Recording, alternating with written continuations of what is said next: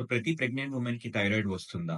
Thyroid అనేది అండి ప్రెగ్నెన్సీలో టీఎస్‌హెచ్ అని ఒకటి హార్మోన్ ఉంటుంది. పిట్యూటరీ గ్లాండ్ నుంచి సెక్రీట్ అవుతుందండి. సో, ఈ టీఎస్‌హెచ్ అనే వాల్యూ డ్యూరింగ్ ప్రెగ్నెన్సీలో గనక మనకి ఒక రికమెండెడ్ వాల్యూ కన్నా ఎక్కువుంటే గనక సో, మిస్‌క్యారేజ్ అయ్యే ఛాన్సెస్ ఉంటాయి. సో, అందుకే మనం టీఎస్‌హెచ్ లెవెల్ ఒక రికమెండెడ్ వాల్యూలో మనం టార్గెట్ పెట్టుకొని ట్రీట్మెంట్ చేస్తుంటామండి. సో, ఈ థైరాయిడ్ అనేది లైఫ్ లాంగ్ ట్రీట్మెంట్ అనేది ఏమి అవసరం ఉండదు. అన్‌లెస్ వాళ్ళు ముందు నుంచి గనక థైరాయిడ్ ఉండి లైఫ్ లాంగ్ మెడికేషన్స్ వాడితే వాళ్ళు కంటిన్యూ చేస్తాము. సో, వాళ్ళకి అనుకున్న కన్నా కొంచెం డోసేజ్ ఎక్కువిచ్చి ఆ టీఎస్‌హెచ్ అనే వాల్యూ నార్మల్‌గా ఉండేటట్టు చూస్తాము.